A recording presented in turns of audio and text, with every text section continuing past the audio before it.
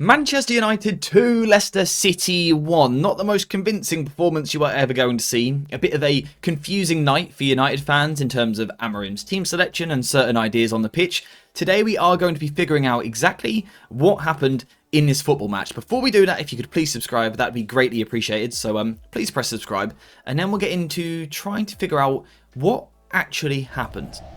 Now, one of the big things that we often talk about in these videos is purely, the tactical side of games, where you can get overloads in certain positions, how you can manipulate the opposition, and structure versus structure, how the battle is going to happen. What I want to do a little bit more today is focus more on actually intention, what the teams were trying to do, because for me, from a United perspective, it almost didn't make sense at times. So we'll start off with the first half and Leicester City trying to play the ball out from the back, where, let's be real, Manchester United were incredibly passive. We saw very quickly that the wing-backs were often pinned into the back five, not necessarily in the high press, but certainly as Leicester moved the ball forward.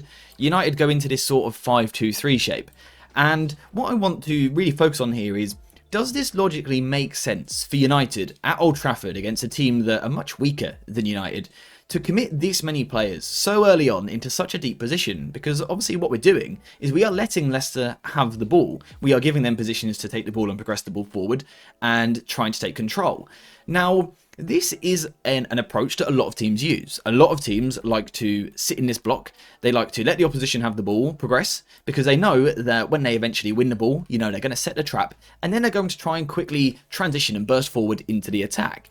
That's where it gets a little bit confusing for United, because we do the passive part initially, we invite the opposition onto us. You would think when we would then win the ball, the logic would then be to attack quickly, to attack the space that we have created by drawing Leicester onto us.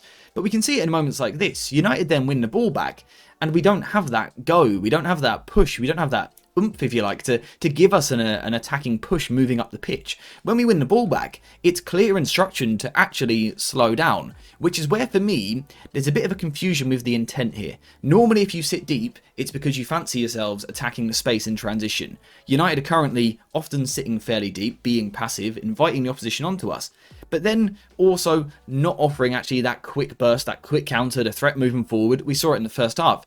Even when we won the ball back in promising positions, we were then so slow to progress. So that was just the first thing that I want to focus on. The intent feels a little bit confused. Now, the next conversation I want to have is more about the structure and the profiles that United are using, what players we've got in which positions. Obviously, the immediate news was Dorgu starting on the right-hand side of the pitch, Dalot on the left. We all thought Dorgu was coming in to solve our balance problems on the left-hand side, and he started on the right. I will be breaking his performance down in depth this afternoon, by the way, so subscribe with notifications on so you don't miss that. Of course, that creates a bit of confusion, though, when the Manchester United team news comes out. What are United trying to do? Well, again, I'll be honest, it felt a little bit confused, literally from back to front, the way that the back three was set up, the positioning of the midfielders. It was all a little bit confusing. We'll start off with goal kicks. We've spoken about this so much recently, I'm a little bit bored of it. But Harry Maguire, the middle centre-back, going into midfield. Straight away, that feels a little bit odd, because he's not a central midfielder, but we'll allow it for now. Euro drops to right centre-back. Okay, that feels somewhat logical, he can play that position. But then Mazraoui dropping to left centre-back. Just look at this on paper for a second. If I told you on a goal kick, Mazraoui was left centre-back and Harry Maguire was central midfield, like we can see literally here, again, it seems a little bit confused. It doesn't make too much sense. In the second half, we addressed this a little bit. The two of them actually swapped. And for me, just naturally, this is a little bit more comfortable. Euro is a centre-back, so he should be comfortable here. And Mazraoui is now playing on his stronger side. So just straight away, it's little things like this that felt a little bit confused from United.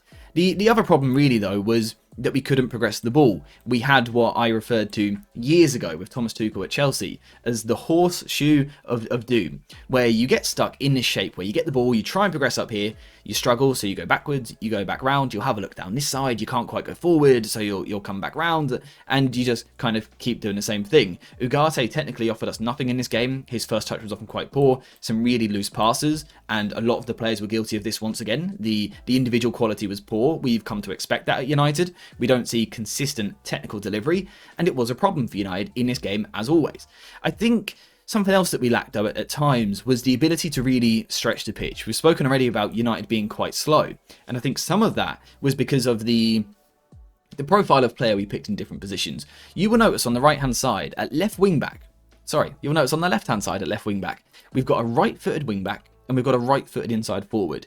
If we now come to this side, we've got a left-footed right forward and a left-footed right wing-back. Now this means that actually, in theory, if players are playing to their actual instincts, they are likely to take their first touch inside the pitch. Now this isn't a crime in football, right, for players to come inside the pitch. That is absolutely allowed.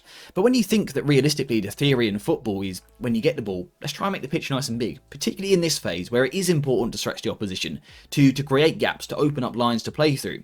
United struggle to do that in moments, and again, perhaps that's because of the profiles here. If Dalot was on the right hand side, because he's right footed, he would perhaps naturally play a little bit wider, and the same for Dorgu on the left. And maybe, just maybe, it starts to open up the opposition just a little bit more because there's more width. Perhaps when you do this, you can start to find spaces between the lines. Because there were moments where, even in a poor performance, we did see this. Harry Maguire in particular, a couple of occasions finding a really nice ball from this middle centre-back position to one of the wider inside forwards. So even in a system which almost didn't make too much sense, there were still signs of ball progression. There were still moments where we could find these spare spaces inside the Leicester 4-4-2 shape. There were moments where we could pick up the ball and we could look threatening. I think down the right-hand side in particular, Dorgu and Ahmad had some nice combination work. I thought Dorgu looked really impressive for his debut. Again, we'll cover it more later. But again, it all just felt a little bit confused. In the second half, for me, it felt much more straightforward in terms of the players that we had in the positions. Like we said already, Yoro went to left centre-back, Mazraoui to the right. For me, this makes way more sense for reasons that I've covered time and time again on this channel. We then saw Dorgu come off the pitch, which was a little bit surprising, but I would guess that was something that was sort of pre-planned. And Garnacho comes on. That means Ahmad goes deeper, Kobbie Mainoo comes to the right, and Garnacho goes to the left. Now, what we see when we change to this shape is, straight away, I think it feels more natural. For example, we can switch to more of a 4-4-2 off the ball. Mazraoui can go to right back, Maguire and Yoro in the middle, Dalot drops deeper, and then we've got a double pivot in here, Garnacho on the left. These profiles, for me, just straight away line up a little bit better. So I think United are in better positions. I think the players are in more optimal areas of the pitch. They're where they sort of want to operate. I think this is good from Ruben Amorim. I think this tweak helped things just work a bit better. Players just playing their actual positions. For me, one of the big jobs of the manager is to, of course, get the best out of their players and get them into positions where they can thrive. And in the second half, we started to see that much more. Ahmad was deeper, which meant that he got more touches, which means he has greater influence on the game. He can move the ball forward more. He can attack the fullback. And we saw that much more in the second half. But also, this was something that Amorim did really well in the second half on the left side of the pitch. We know that when we see Dalot and Garnacho, Dalot will come inside the pitch. And yes, Garnacho is still right-footed, so in theory we still have the same problem. But he is a winger. He wants to move into these wider positions. And for me, Garnacho completely changed the game with his cameo. When he came onto the pitch, he was, he took 10 or 15 minutes to warm up. But after that, he was lively. He was looking to take players on. And this is what I will always say. For me, at Manchester United, particularly at Old Trafford, you've got to have some footballers on the pitch that want to take players on, that want to pick the ball up, that want to dribble, that get you excited, that get you off your seat when you watch them, right? Because they're going to take people on, they're going to flash a ball across the box, they might have a shot at goal. The end product isn't always perfect, right? And we certainly get that with Garnacho, inconsistent end product. But I think it's the profile that you need. You need that player that excites you. Old Trafford was incredibly impatient last night, and I understand why. The football was very slow. Garnacho gives you something a little bit different. He wants to take players on. It's what you get when in the second half we have two wingers playing in the wider positions, rather than Dorgu and Dalot, who I don't actually think had terrible games, but they are not natural wingers in my opinion. Ahmad and Garnacho are. We've covered this a few times recently. For me, Ruben Amorim really needs to start trying to implement this more regularly, giving us at least one winger in a wide position for larger portions of the game. I think it offers us more threat. I also think that Xerxes had a good cameo from the bench as well. I think he offered us some technical quality that was lacking for large parts of the game. He was clean on the ball. I think his link-up work was good. I was really impressed with what he was doing. I think what we also saw, though, in the second half, and let's remove tactics from this for a second. Weird that we've done that twice in one video now. But I think what we saw in the second half was sometimes what you get in a football match, right? At half-time, you get a bit of a rocket up the backside from the manager. You're told to up the levels, basically, to show a bit more intensity, move the ball quicker, be sharper on the ball. And I think we saw that in the second half. I think straight away we were trying to press higher up the pitch. I've spoken about the 4-4-2 shape that we shifted to, but also the counter-press was a bit better. It wasn't consistent, but Yoro in particular, there were 3 occasions where he's able to win the ball really high in the counter-press, and it set United on the next attack, and one of those actually led to the goal. So Yoro was really important on the left-hand side. I still don't think he had the greatest night, but it was upping that intensity in the second half, which gave us so much more.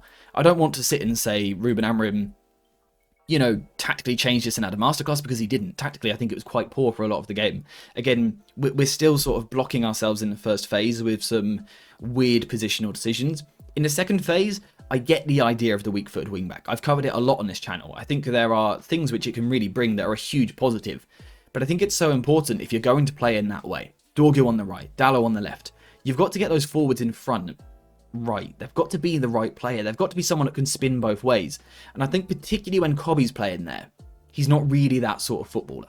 He's not really that sort of player. So if we're playing weak-footed fullbacks at wing-back, I think those inside forwards have got to be something different. And Mainu doesn't really bring that to the team, not from that higher position. Maybe he needs to drop deeper.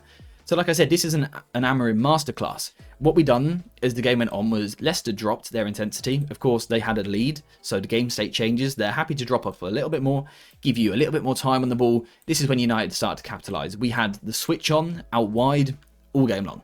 Maguire could play that pass. He played 2 or 3 to both sides of the pitch. Bruno was doing it as well. I think, again, the big thing for me was at one point we had Dalot receiving these switches. Later on in the game, we had Garnacho receiving these switches. And again, Garnacho is just that bit more aggressive. And eventually, when you start to pile the pressure on, which United did later in the game, we can see it in the threat. United did pile the pressure on. And I think eventually when you do that, and you do have some good players, you've got players who can deliver in a moment, whether that be Garnacho with the cross, getting the ball across for Højlund and then Xerxes, or a Bruno set piece, a Maguire header, even if it's blatantly offside. But when you start to build pressure, sustain pressure, which happens by progressing the ball and then counter-pressing, being proactive, aggressive on the front foot, I think naturally you're going to score goals. And that's what eventually happened for United. And it's why eventually we did deserve to win, but it shouldn't take that long. It shouldn't take that long. Of course, I don't want to be disrespectful to Leicester. I'm not saying they're a horrendous side, but they are a side that United should be beating. And for me, I'll go back to the point that I made in the stream before the match. United in these games need to be asking the questions, not having the questions asked of them.